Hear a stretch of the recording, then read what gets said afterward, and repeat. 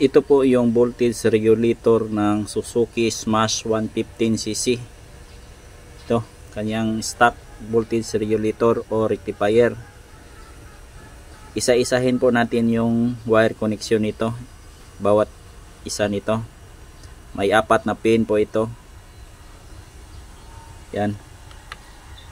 Bali ito yung lock ng ating voltage regulator o rectifier.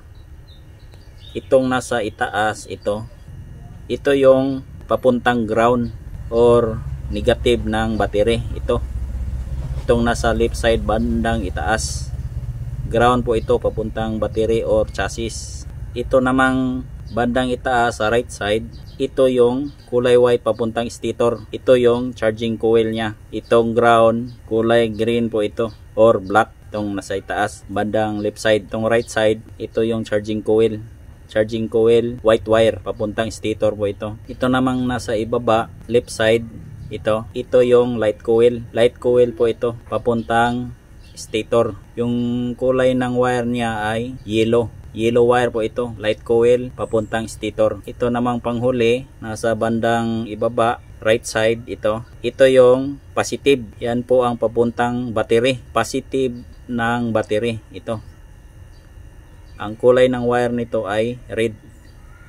Red wire po ito. Papuntang battery. Positive po ito, papuntang battery. Ito.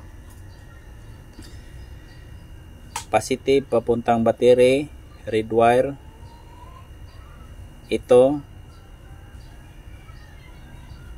Light coil.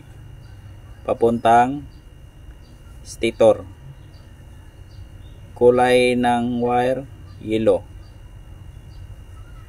Ito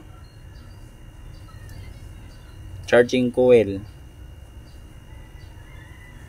Kulay ng wire white, puti. At ito yung negative ground. Kulay ng wire pwede red or green. Yan po ang 4 na